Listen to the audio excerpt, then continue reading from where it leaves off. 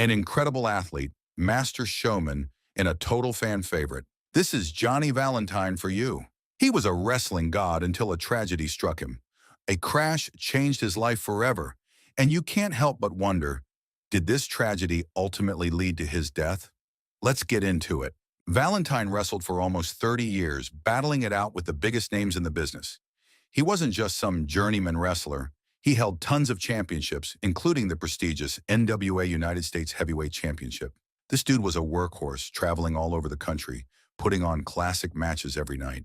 One thing that made Valentine so special was his ability to play both the good guy and the bad guy. He could fire up the crowd as a hero, but he could also be a ruthless villain when he wanted to be. That's what made him such a captivating performer. Valentine was known for his rough and tough style in the ring.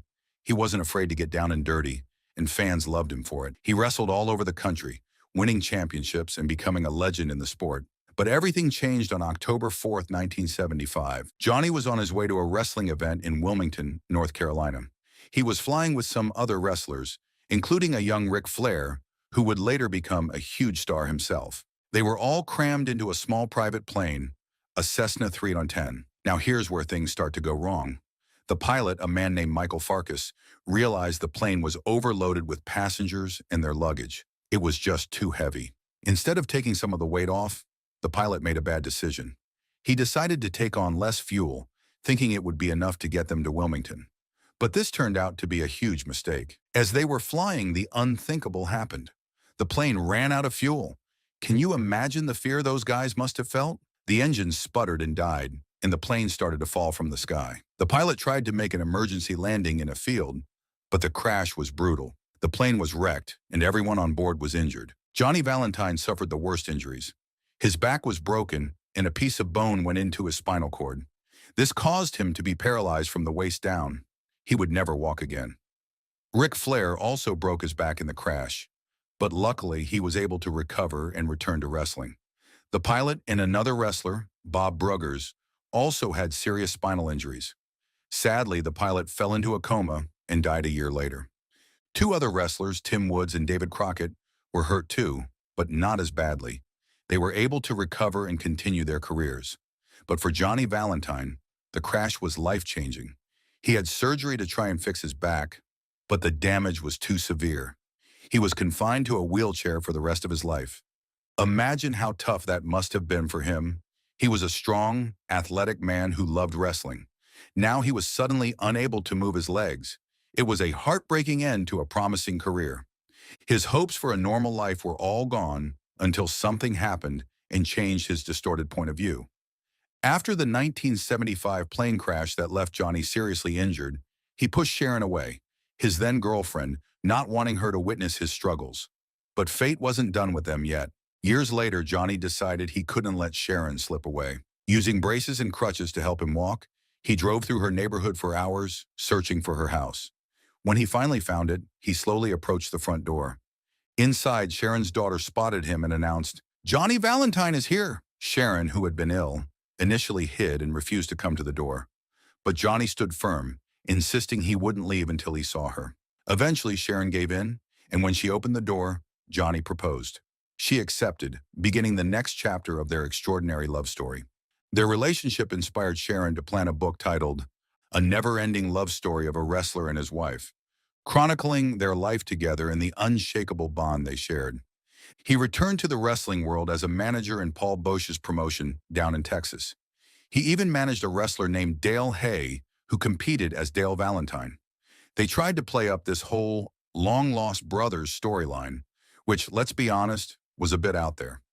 It didn't really catch on, but it showed Valentine's dedication to the business and his willingness to try new things. Every cloud has a silver lining, they say. Sharon was that for him. Years after the crash, Johnny faced another health crisis that underscored the fragility of his condition. In August 2000, Johnny fell from his front porch, setting off a cascade of medical complications. The fall fractured his back once again, a devastating injury for someone already paralyzed. As if that weren't enough, the aftermath brought a series of life-threatening conditions. He developed pneumonia, which strained his lungs, leading to a collapse. A staph infection compounded his troubles, and his kidneys began to fail. These complications placed Johnny in critical condition, and he eventually slipped into a coma. At one point during his coma, a tender moment offered a glimpse of hope. Sharon, his devoted wife, sat by his bedside singing to him. Moved by her voice, Johnny briefly emerged from the coma, singing along with her. But the moment was fleeting, and he soon slipped back into unconsciousness. The mounting medical bills created another layer of difficulty. Sharon had secured health insurance through an HMO, but the organization refused to cover the extended hospital stay and the numerous treatments Johnny required. The wrestling community, however, came to his aid. Lou Thess's wife reached out to the Cauliflower Alley Club, which raised funds to help cover the staggering medical expenses, which totaled nearly $1 million. On April 24, 2001, Johnny Valentine passed away peacefully at his home in River Oaks, Texas. He was 72 years old. His wife Sharon, who had stood by him through every challenge, kept his ashes in her bedroom, a lasting tribute to their enduring love. Even in death, Johnny's legacy lived on. Shortly after his passing, Pro Wrestling Illustrated honored him with the Stanley Weston Award, recognizing his lifetime achievements in wrestling. Sharon continued to speak about their love story, planning to write a book titled A Never-Ending Love Story of a Wrestler and His Wife. Sharon herself passed away in 2013, leaving behind their remarkable story of devotion and resilience. The two are remembered not just for their love for each other, but for their courage in facing life's hardest battles together. His death may have closed the chapter on his life, but his story continues to inspire. Whether through his legendary wrestling career or his incredible strength in the face of hardship, Johnny Valentine's legacy remains a testament to the power of resilience and love. Johnny Valentine's life is one of those stories that really makes you stop and think. On one hand, you have this legendary wrestler, a man who built an incredible career, traveling the country, winning championships, and captivating fans with his larger-than-life persona. On the other hand, you see how quickly life can take an unexpected turn, throwing challenges that even the strongest among us can't escape. The plane crash in 1975 wasn't just a physical blow. It completely changed the course of Johnny's life. Imagine being at the peak of your career, doing what you love, and then suddenly it's all taken away. It's heartbreaking. But what's even more striking is how Johnny didn't let that tragedy define him. He found a way to keep going, even when things seemed impossible. His love story with Sharon is such a beautiful example of hope, of finding light in the darkest times. What really stands out, though, is Johnny's grit. Even after losing his ability to wrestle, he stayed connected to the sport, managing other wrestlers and giving back to the business that made him a star. And let's not forget the wrestling community stepping up for him when he needed help. That's a testament to the bond this industry creates. Johnny's story isn't just about wrestling, it's about resilience, love, and never giving up, no matter how hard life hits you. He showed us that even when the odds are stacked against you, there's still a way forward. Thanks for watching, everyone. If you enjoyed this video, please give it a thumbs up and subscribe to the channel for more wrestling stories. And be sure to leave a comment below sharing your thoughts on Johnny Valentine's tragic story. Kerry was part of the legendary Von Erich family, a name that dominated professional wrestling during its golden years. But behind the fame, Kerry faced unimaginable pain, tragedy, and struggles that shaped his life in ways no one could understand. This is the story of a man who fought to live up to his family's legacy. Let's get into it. To understand Kerry's story, you have to know a bit about the Von Erich family. Led by their father Fritz, the Von Erichs were a dynasty in the world of wrestling. Fritz was a larger-than-life promoter and wrestler who built a wrestling empire in Texas, especially through his promotion, world-class championship wrestling. Kerry was one of Fritz's 6 sons, and boy, was he a standout. Known as the modern-day warrior, Kerry had movie star looks, incredible charisma, and athleticism that made him a natural in the ring. By the early 1980s, he was a huge star, competing against legends like Ric Flair and becoming a household name in wrestling. Fans loved him, and he was one of WCCW's biggest draws. But the Von Erich family wasn't just famous for their wrestling. They were also infamous for the tragedies that seemed to follow them. On June 4, 1986, Kerry's life took a devastating turn. While riding his motorcycle, he was involved in a serious accident that nearly took his life. He suffered a dislocated hip and massive damage to his right leg. Doctors worked hard to save it, but after several surgeries, they realized his foot couldn't be saved. Amputation was the only option. Now here's where the story takes a twist. According to Kerry's brother Kevin, Kerry might have worsened his situation. While recovering in the hospital after surgery, Kerry tried to walk on his injured foot during the night. Apparently, he was just hungry and wanted to grab something to eat, but he re-injured the foot.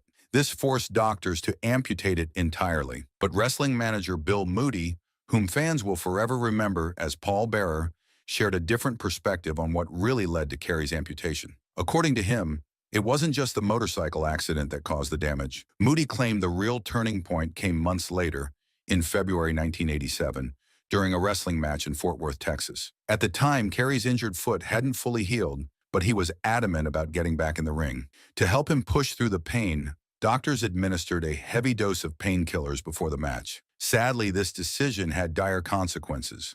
The intense physical strain during the match, coupled with the numbing effect of the painkillers, made the injury far worse. By the time the match ended, the damage to Kerry's foot was beyond repair, forcing doctors to amputate. Whatever the exact timeline, it was clear this was a life-altering moment for Kerry. Losing his foot was devastating, but Kerry was determined not to let it define him. Despite losing his foot, he didn't stop wrestling. Kerry got a prosthetic leg and went right back to performing. And here's the wild part. He kept the amputation a secret from almost everyone. Fans didn't know. Most wrestlers didn't know. He even went to the extreme of showering with his wrestling boots on so no one would see. But as with any secret, some people knew. Wrestling legend Roddy Piper later revealed that Kerry trusted him enough to take off his prosthetic leg in private. Piper said that Kerry sat with him in a hotel room, prosthetic off, just talking about life. It was a rare moment of vulnerability in a career built on presenting strength. Kerry's determination to keep wrestling after the accident was inspiring, but it came with a cost. The pain from his injuries never fully went away, and the emotional toll of losing his foot weighed on him heavily. To cope, Kerry turned to painkillers. What started as a way to manage his physical pain quickly spiraled into addiction. Over time, Kerry's drug problems grew worse. He faced legal trouble, including 2 arrests for drug-related charges. The first resulted in probation, but the second was much more serious. It violated his probation, and he was facing the possibility of significant jail time. Kerry's world was crumbling, and it seemed like he couldn't find a way out. On February 18, 1993, just 15 days after his 33rd birthday, Kerry made a devastating decision. He went to his family's ranch in Denton County, Texas. Before leaving, he hugged his father, Fritz, and told him, "Dad, I love you." Then Kerry walked into the woods and surrendered his life. Kerry's death shocked the wrestling world, but for those closest to him, it wasn't entirely unexpected. According to Bret Hart, Kerry had been struggling with suicidal thoughts for years. During a road trip in 1990, Kerry confided in Bret, saying he felt like his brothers who had passed, David, Mike, and Chris, were calling him. Bret tried to talk him out of it, urging him to think about his daughters. But Kerry's pain ran deep. By 1992, his marriage had fallen apart, and he felt more lost than ever. Despite all the tragedy, Kerry and the Von Erich family's contributions to wrestling are unforgettable. In 2009, the entire Von Erich family was inducted into the WWE Hall of Fame. The ceremony took place at the Toyota Center in Houston, Texas, and it was a touching tribute to one of wrestling's most famous families. Kerry's daughters, Holly and Lacey, attended the event with their mother, Kathy.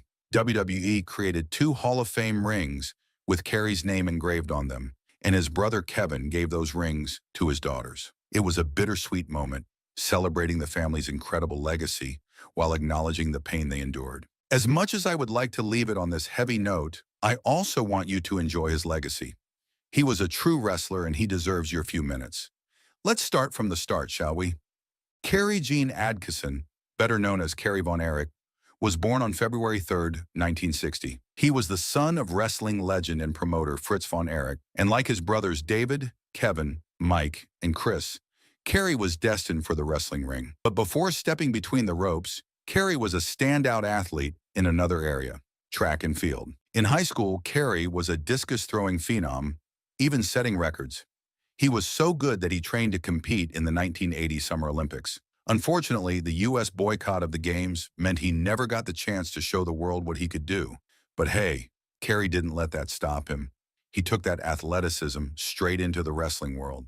And fun fact, his discus skills inspired one of his signature moves in the ring, the spinning discus punch. Kerry made his wrestling debut on May 7, 1978, in his dad's promotion, Big Time Wrestling. Right away, fans could tell Kerry had something special. He was built like a superhero, moved like an athlete, and had this magnetic charm that made people cheer for him. He quickly became one of the promotion's rising stars. In those early days, Kerry teamed up with various wrestlers and won several tag team championships. But he wasn't just a tag team guy. He was destined for bigger things. In 1980, Kerry won his first major singles title, defeating Gino Hernandez for the NWA American Heavyweight Championship. That was a huge moment for him, even though he lost the belt shortly after to Ken Patera. But you know Kerry, he came back swinging, winning it again from the masked superstar not long after. In 1982, he started feuding with the NWA World Heavyweight Champion, Ric Flair. Now, if you know wrestling, you know Flair was the guy at the time. He was the measuring stick. So for Kerry to go toe-to-toe with Flair was a big deal. On August 15, 1982, Kerry got his first shot at Flair's title in a 2 out of 3 falls match. Even though Flair walked away with the win, Kerry showed the world he belonged in the main event. But it wasn't just Flair who became Kerry's rival. Around this time, another feud was heating up, and it would define Kerry's career: the Von Erichs versus the Fabulous Freebirds. The pinnacle of Kerry's early career came on May 6, 1984, at the David Von Erich Memorial Parade of Champions. The event was held in honor of Kerry's brother David, who had tragically passed away a few months earlier. Over 45,000 fans packed into Texas Stadium to watch Kerry take on Ric Flair for the NWA World Heavyweight Championship. And guess what? Kerry did it. He beat Flair to become the NWA World Champion. It was an emotional victory, not just for Kerry, but for the entire Von Erich family. That moment wasn't just about a wrestling title. It was about honoring his brother's memory and giving fans something to celebrate. Kerry Von Erich didn't just stick to Texas when building his wrestling career.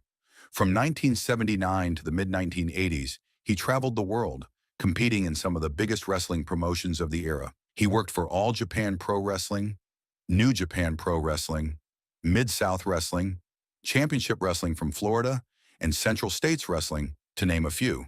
Wherever he went, Kerry's charisma and athleticism made him a standout. In Florida, he teamed up with his brother David, but not in the way you might think. They played the bad guys. David was the loudmouth, arrogant, spoiled rich kid, while Kerry brought his own flavor as a cocky, self-absorbed muscle man. Fans loved to hate them, and it added a whole new dimension to Kerry's early career. Kerry's success wasn't just about tag teams or heel antics, though. He made his mark in singles competition as well, particularly during his time with the St. Louis Wrestling Club, where he held the NWA Missouri Heavyweight Championship in 1983. This title was a big deal, often seen as a stepping stone to the NWA World Heavyweight Championship. And speaking of big moments, Kerry made his Madison Square Garden debut in 1980, defeating Jose Estrada. Wrestling at the Garden is a milestone for any wrestler, and Kerry's victory there only added to his growing reputation. Over the years, he continued to shine, including a memorable appearance for the American Wrestling Association at Super Clash in 1985, where he defeated Jimmy Garvin to retain the NWA Texas Heavyweight Championship. By 1989, Kerry was wrestling under the United States Wrestling Association banner, continuing his dominance at the Dallas Sportatorium, a venue synonymous with the Von Erich name. Under the USWA, he teamed up with Jeff Jarrett, and together they captured the tag team titles. Kerry also reclaimed the Texas Heavyweight Championship twice, proving he was still a force to be reckoned with. One of his most memorable feuds during this time was against Matt Bourne, who turned heel in a dramatic ringside interview. The feud escalated to the point where the two brawled outside the arena in a raging thunderstorm, a moment fans in Dallas still talk about. Kerry also faced off against his former manager, Percy Pringle, who had turned heel and aligned himself with other villains.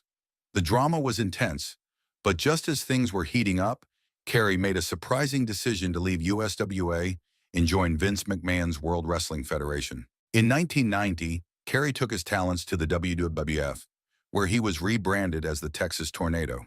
His debut was electrifying. On Saturday night's main event, he faced Buddy Rose, who, funnily enough, was also his very first opponent in his wrestling career, and picked up a decisive win.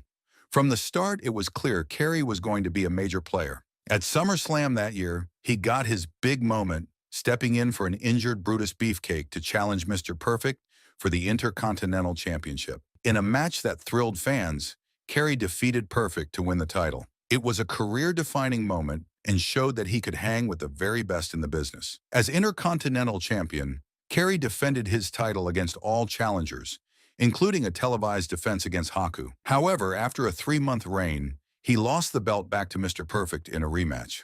The loss wasn't clean. Ted DiBiase's interference cost Kerry the match in the championship. Not one to back down, Kerry quickly shifted his focus to getting revenge on DiBiase, and the two clashed in a series of matches. Even without the belt, Kerry remained a fan favorite. At Survivor Series in 1990, he joined forces with the Ultimate Warrior and the Legion of Doom in a classic elimination match.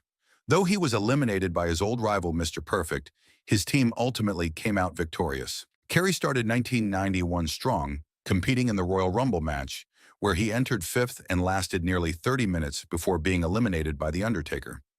He kept up his momentum, making his one and only WrestleMania appearance at WrestleMania 7, where he defeated Dino Bravo with his signature tornado punch. Throughout the first half of the year, Kerry was heavily featured and rarely lost a match. But by the summer, his push began to slow. He suffered his first major loss in August 1991 to the Warlord, and though he continued to compete in high-profile matches, it was clear he was no longer in the title picture. At SummerSlam, he teamed up with Ricky Steamboat and the British Bulldog in a 6-man tag match, earning a win against Power and Glory and the Warlord. By late 1991, Kerry's role in the WWF was beginning to diminish. He renewed his rivalry with Ric Flair when Flair joined the WWF, but the results weren't in Kerry's favor. On the UK tour in October, Flair defeated him multiple times. Shortly after, Kerry suffered a decisive loss to The Undertaker on the Wrestling Challenge.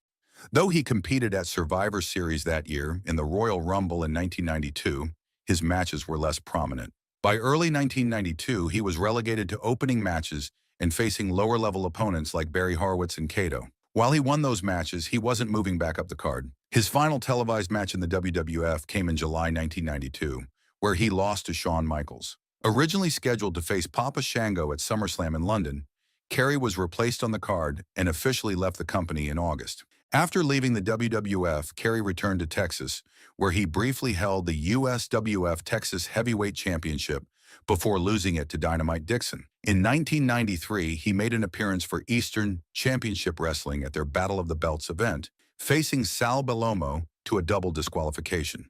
Kerry also wrestled for the Global Wrestling Federation, teaming up with former rival Chris Adams. His final match took place on February 12, 1993, at the Sportatorium in Dallas. Teaming with Adams, Kerry faced Johnny Mantell and Black Bart, but the match ended in a disqualification. Though his career ended far too soon, Kerry Von Erich's legacy as a wrestling superstar lives on. From his early days competing around the world to his iconic WWF run as the Texas Tornado, Kerry had a career filled with incredible highs and unforgettable moments. As a member of the legendary Von Erich family, he carried on the tradition of greatness while making a name for himself. Kerry Von Erich's wrestling career was a journey filled with unforgettable moments, from his early days dominating regional promotions to his memorable run as the Texas Tornado in the WWF. He was more than just a member of the legendary Von Erich family.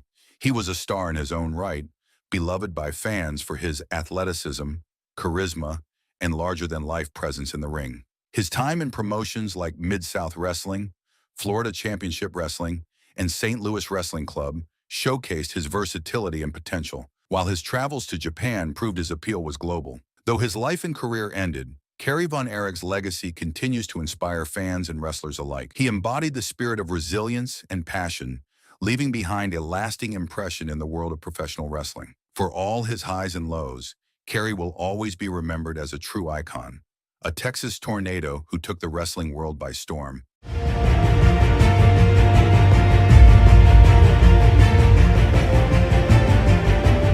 Nick Bockwinkel was a master of the ring, but how did this legend spend his final days? And what legacy did he leave behind for his family, friends, and fans? Let's get into it. Nicholas Warren Francis Bockwinkel, born on December 6, 1934, was a legendary American professional wrestler, best known for his time in the American Wrestling Association during the 1970s and 1980s. Bockwinkel's wrestling career spanned an impressive 34 years, starting in 1954. Early on, he worked as a babyface, wrestling in places like California, Hawaii, Texas, and even Canada and Australia. In 1970, he joined the AWA, where he truly made his mark. Bockwinkel quickly became one of the top heels, winning the AWA World Tag Team Championship 3 times and the AWA World Heavyweight Championship 4 times before retiring in 1987. Bockwinkel was a true wrestler's wrestler.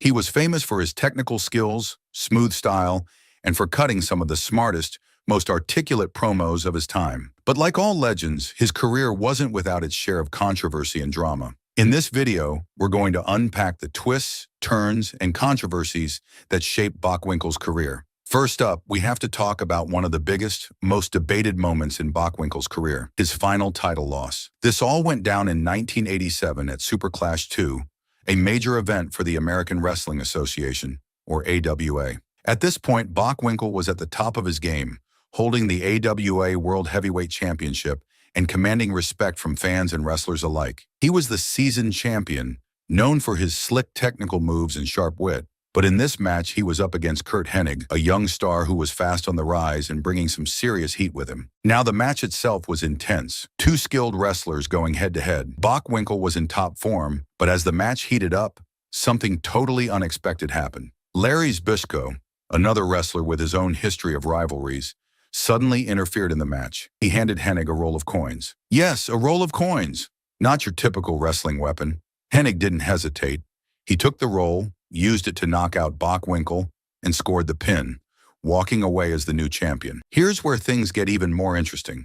Many fans expected the AWA owner, Verna Gahn, to step in and reverse the decision. After all, a champion like Bockwinkel losing in such a shady way was bound to leave a bad taste. And rumor has it, Gahn actually considered overturning the result, but ultimately decided to let it stand. For Bockwinkel, losing his final championship this way wasn't just a defeat, it was a controversial mark on his legacy. Some say this moment contributed to the eventual decline of the AWA, as fans were frustrated with the decision and the organization's direction. What do you think about his loss? Was it justified? Was it not? Now here's a tougher subject that affected a lot of wrestlers in the 80s.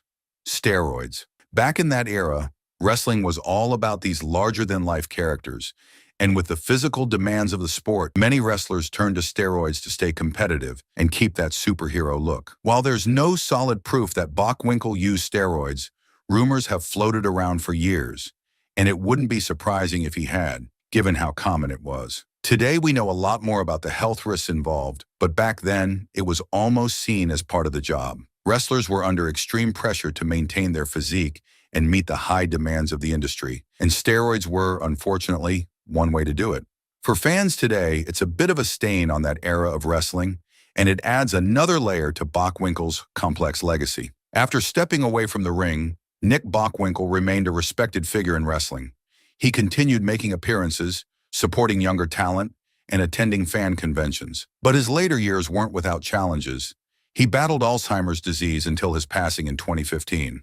Though he kept his struggles private, he had been dealing with memory loss in his later years. This was a tough period, not just for Nick, but for those close to him, especially his wife, Darlene, who was there for him during this difficult time. Nick left behind a family who loved and admired him.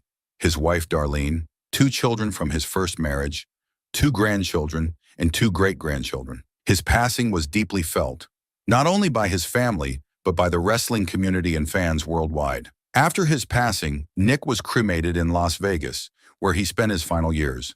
A memorial mass was held on November 21, 2015, at St. Joseph Croatian Catholic Church in St. Louis, Missouri, his hometown. Family, friends, and fans gathered to pay their respects and remember a man who had brought so much to the world of wrestling. Nick Bockwinkel may be gone, but his legacy remains alive.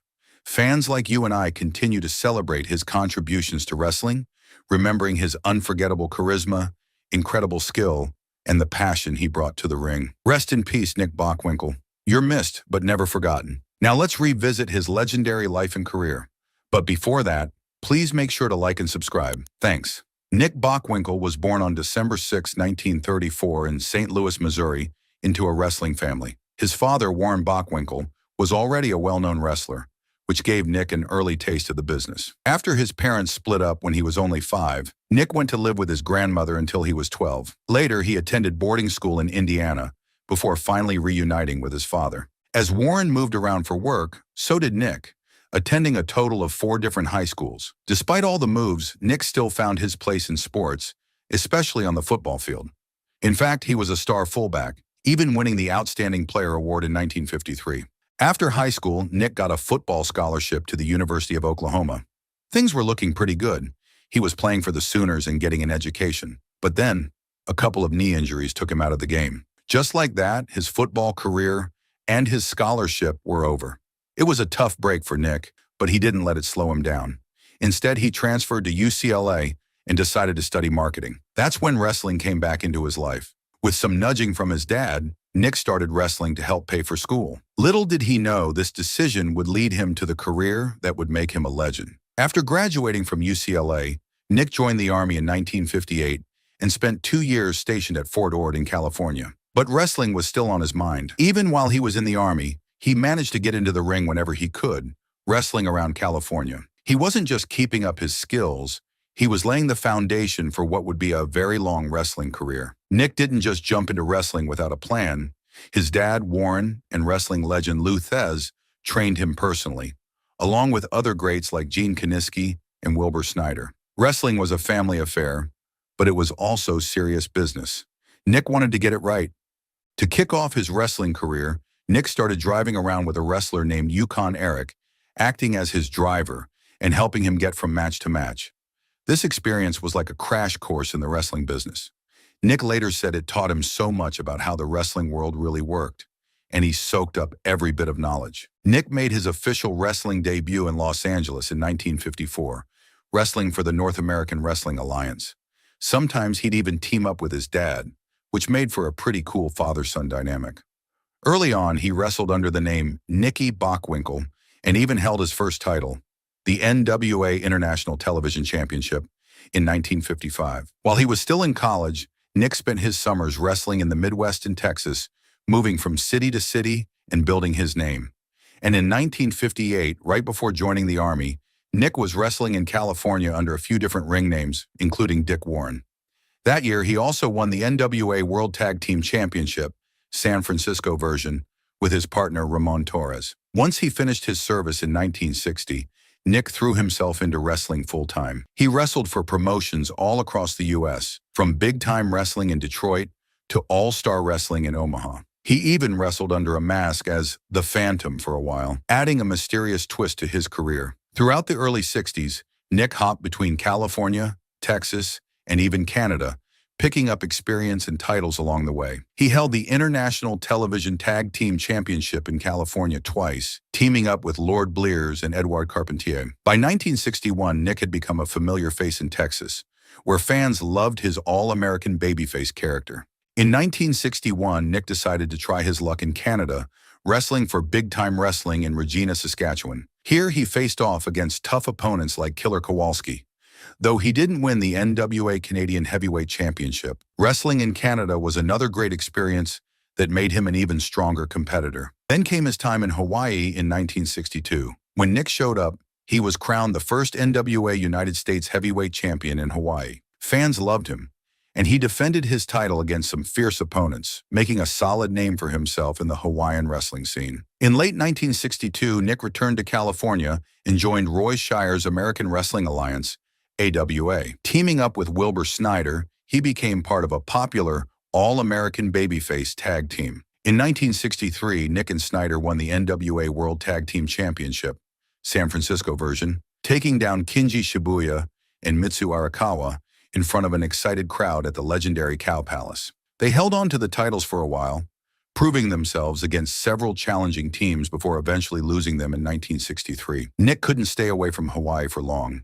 He returned in 1963 and, in a rematch with King Curtis, won the NWA United States Heavyweight Championship for the second time. His run was intense, and he even went toe-to-toe with Dick the Bruiser, another big name in wrestling. Though he eventually lost the title to Don Manukian, his time in Hawaii was full of exciting matches and memorable rivalries. In 1964, he won the NWA Hawaii Heavyweight Championship, but it was a short-lived reign. Over the next few years, he bounced between promotions, spending time in the Los Angeles-based Worldwide Wrestling Associates and making waves in Australia's wrestling scene. In Australia, he faced off against big names like Killer Kowalski and even won a Russian roulette battle royal. Returning to Hawaii again, Nick continued his back-and-forth battles with Johnny Barend and other local legends. In 1967, he even appeared in an episode of The Monkees. But by 1968, it was time for Nick to make a move to Texas. In Texas, wrestling for the Western States Sports Promotion,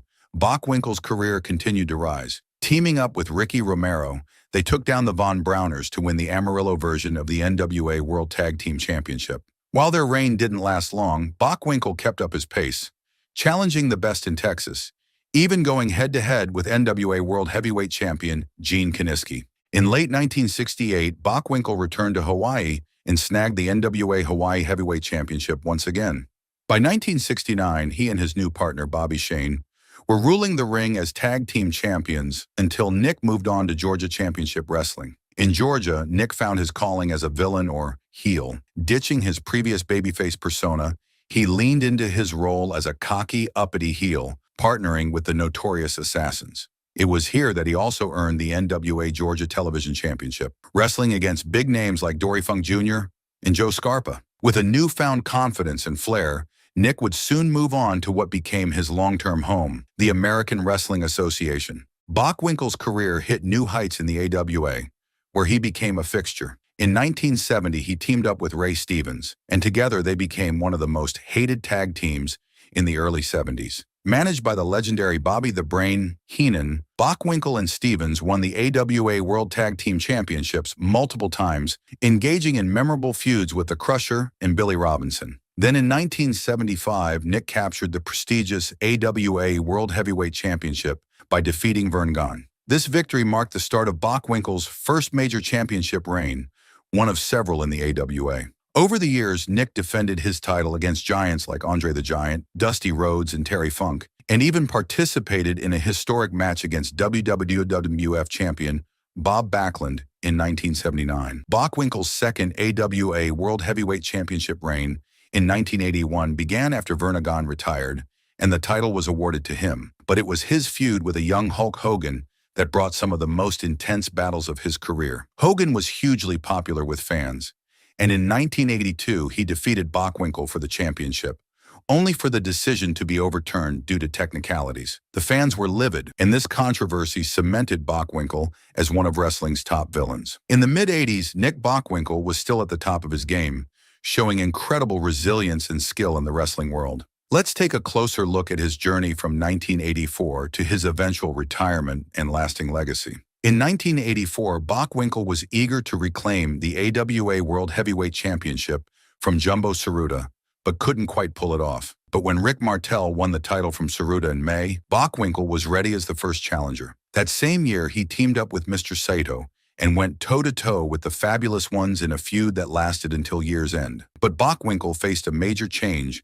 when his longtime manager, Bobby Heenan, left AWA for the WWF, ending a decade-long partnership. Bockwinkel wasn't slowing down, though. He headed back to Japan to compete in the world's strongest tag determination league, this time alongside Harley Race. His tag team with Mr. Sato continued into early 1985, battling teams like Kurt and Larry Hennig, the Road Warriors, and the High Flyers, Greg Gine and Jim Brunzell. However, this tag team came to an end in April when Saito had to leave due to legal issues. From there, Bockwinkel reunited with another old partner, Ray Stevens, and later joined forces with Larry Zbyszko, sparking a memorable rivalry with Greg Gagne and Sergeant Slaughter. The September 1985 Super Clash event marked a significant night, where Bockwinkel teamed with Stevens and Zbyszko in front of over 20,000 fans. They squared off against Kurt Hennig, Greg Gagne, and Scott Hall in a six-man tag team match, but ended up losing. Later that year, Bockwinkel again headed to Japan for the world's strongest tag determination league, this time teaming with Kurt Hennig. Then in December, during a match where Larry Zbyszko faced Greg Gane, Bockwinkel sat at ringside doing commentary. But things took a turn when Zbyszko used a nunchaku, causing a disqualification. Zbyszko then attacked both Gagne and Bockwinkel, turning against his ally.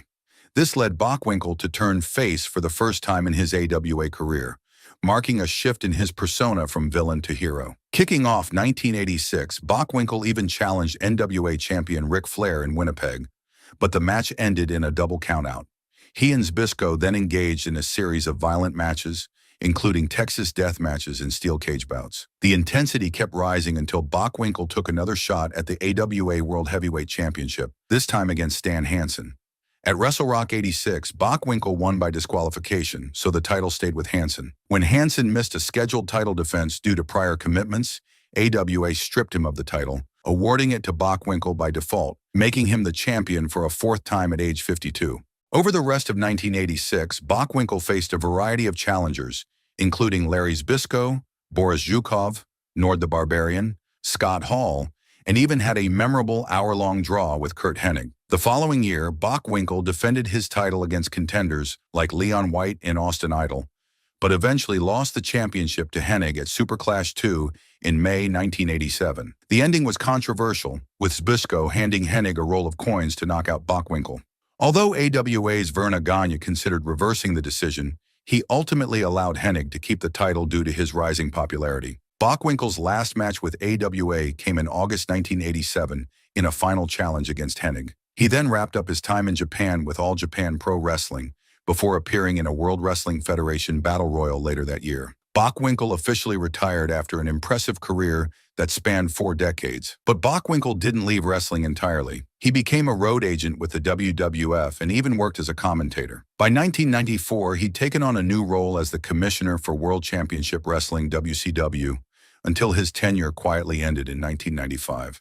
Bockwinkel was highly regarded for his intelligent and charismatic approach to wrestling. Known for his articulate and sophisticated promos, he often used complex vocabulary to convey his cocky, arrogant character, which made him stand out from other wrestlers. His technical prowess and ring psychology set a standard in wrestling, and many fans and wrestlers admired his style. Bockwinkel's influence can be seen in later wrestlers, including Chris Jericho, who based part of his persona on Bockwinkel's polished, confident image. This legacy was solidified with numerous Hall of Fame inductions, including the Wrestling Observer Newsletter Hall of Fame, the WWE Hall of Fame, and the National Wrestling Alliance Hall of Fame. Nick Bockwinkel was more than just a wrestler.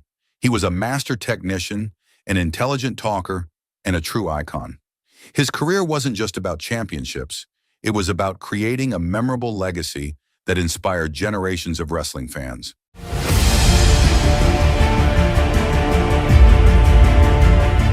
Bobo Brazil was a wrestling legend, one of the first black superstars in the sport. But behind the fame, there's a story most people don't know, a story of struggle, controversy, and resilience, and a tragic death that shook the world. Let's get into it.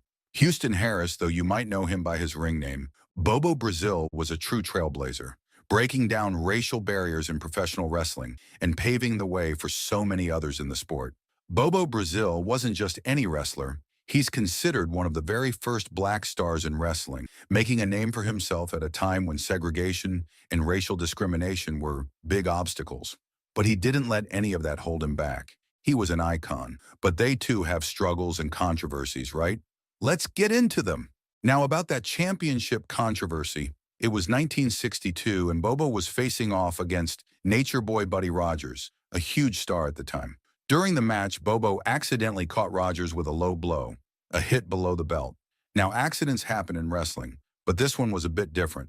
Bobo, being the sportsman he was, refused to accept the championship victory because of it. He felt it wasn't an honorable way to win. They had a rematch a few weeks later, and Rogers regained the title. This whole incident has been debated for years. Some wrestling historians believe it was a planned storyline. The idea was to test the waters, to see how audiences would react to a black champion. Remember, this was a time when racial prejudice was still very much alive. Others believe it was a genuine act of sportsmanship on Bobo's part. Either way, it shines a light on the challenges he faced and the barriers he was breaking down. But you know, it's easy to look back at wrestling legends like Bobo Brazil and just see the highlight reel, the packed arenas, the roaring crowds. No one even cares to see the racially discriminating side of it, unfortunately. Bobo was a pioneer, no doubt about it. But being a pioneer often means having to blaze a trail through some pretty rough territory. And for Bobo, that meant walking into a world where racism was still deeply entrenched. First up, let's talk about segregated audiences. In the early years of Bobo's career, especially in the southern U.S., black and white fans weren't allowed to sit together. Black fans often had to sit in separate, less desirable sections. sometimes with obstructed views. Then there were the travel restrictions. On the road, Bobo couldn't stay at just any hotel or eat at just any restaurant due to racial discrimination. While traveling was tough for all wrestlers, for Bobo, it was even harder because of these limitations. All of this was truly sad. Beyond the ring, Bobo had his personal struggles. He battled with drug and alcohol addiction for much of his life. It's a sad reality that many people, even successful ones, face these demons. These addictions unfortunately led to missed bookings, strained relationships, and financial difficulties. He'd sometimes disappear for periods, making promoters and fans worry. Talking about his financial troubles in detail, Bobo Brazil's wrestling journey kicked off in the early 1950s. By the 1960s, he was one of the biggest stars in wrestling, a top draw everywhere he went, including in the WWF, what we know today as WWE. At his peak, Bobo was reportedly earning thousands of dollars each week, which was huge back then. He headlined shows all across the country, going up against legends like Killer Kowalski and Freddie Blassie. This success allowed him to buy a house and provide well for his family, but things started to change in the 1970s and 80s. Wrestling's territory system, the regional promotions where wrestlers would move between different areas, began to fade as national promotions like WWF and WCW took over. This shift hit many wrestlers hard, and Bobo was no exception. The new wrestling landscape affected his bookings and his income. On top of that, Bobo faced personal struggles. There were missed chances that could have boosted his career even further. One big example, WrestleMania 3 in 1987. Bobo was reportedly offered a spot at this historic event, but due to health reasons, he couldn't participate. It would have been a huge payday and a chance to cement his legacy on wrestling's biggest stage. Bobo continued to wrestle into the 1990s, but as time went on, his health declined, and so did his finances. He eventually had to rely on the generosity of friends and fans to get by. Sadly, his life came to an end on January 20th, 1998, at the age of 73. In his prime, Bobo was a household name in wrestling. He broke down barriers as one of the first African-American wrestlers to headline major events and pave the way for future generations. But after decades in the ring, the wear and tear took a toll on his health. By the 1990s, Bobo was dealing with serious medical issues and struggled financially. In the years leading up to his death, Bobo's health had declined significantly. Friends and fans stepped in to help cover his medical bills, showing just how much he was loved and respected in the wrestling community. Despite his struggles, Bobo remained positive and grateful, often reflecting on the fans who supported him throughout his career. On January 20th, 1998, Bobo Brazil passed away due to complications from multiple health issues. The wrestling world mourned his loss, paying tribute to his legacy and remembering the mark he left on the industry. For many fans and wrestlers alike, Bobo wasn't just a superstar, he was a pioneer who broke down racial barriers and brought a new level of athleticism to the ring. Although he is gone, we cannot forget to relive his career. Houston Harris, later known as Bobo Brazil, was born on July 10, 1924, in Little Rock, Arkansas. He didn't have an easy start. His dad passed away when he was just 7 years old, which led him to take on various odd jobs to help make ends meet. He worked on a local fruit farm, earning a humble 50 cents per container he packed. These experiences shaped his character, hardworking, resilient, and determined. Eventually, his family moved to East St. Louis, Illinois, and later to Benton Harbor, Michigan. It was here that he'd get his first taste of fame, but not as a wrestler just yet. Houston was a talented baseball player in the Negro Leagues, playing for a team called the House of David. But one day at a steel mill, he was spotted by someone who saw a wrestler in him, and that's where his journey began. Houston's introduction to wrestling came when he met Joe Savoldi, a professional wrestler who took him under his wing.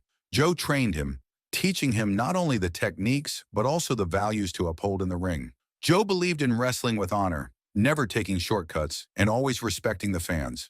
Originally, Joe gave him the wrestling name Bobo Brazil, the South American Giant. But in an unexpected twist, a promoter accidentally misprinted his name as Bobo instead of Boo Boo in an ad. And that's the name that stuck, Bobo Brazil, a name that would soon become iconic in the wrestling world. Now let's take a moment to understand the wrestling world Bobo entered. It was the late 1940s, a time when segregation was everywhere, including in wrestling. Black wrestlers were often limited to facing only other black wrestlers. But Bobo was different.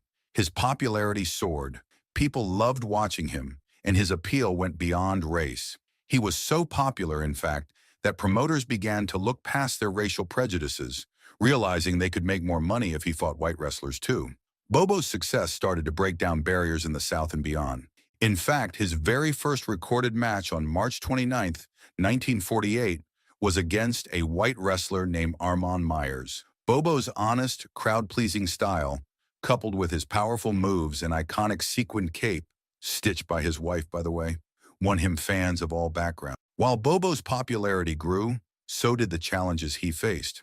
Fans loved him, but that didn't protect him from racial discrimination. African-American fans were often forced to sit in segregated sections with poor views of the ring. Bobo himself was denied entry to many restaurants and hotels due to his skin color. Still, he remained a hero for people of all backgrounds, especially African-American fans who saw him as a powerful figure breaking down boundaries. Bobo Brazil was involved in some historic matches, including one on October 9, 1970 in Atlanta, where he and his partner El Mongol faced Mr. Ito and the Great Oda. This was the first racially mixed tag team match in Atlanta's history. Bobo also became a mentor to other wrestlers, including Coleman Rocky Johnson, father of Dwayne "The Rock" Johnson, and even inspired boxer Joe Frazier. And he wasn't alone in his journey. His manager, James Dudley, who was the first African-American to manage a major arena in the United States, would enter the ring waving a towel as Bobo followed. It was a powerful image that thrilled fans and symbolized how far they'd come together. After a remarkable career that spanned nearly 5 decades, Bobo Brazil retired in 1993. His last official match was in Chicago against Kelly Kiniski, son of another of his rivals, Gene Kiniski. Bobo's influence in wrestling was undeniable, and in 1994 he was inducted into the WWF Hall of Fame by his longtime rival Ernie Ladd.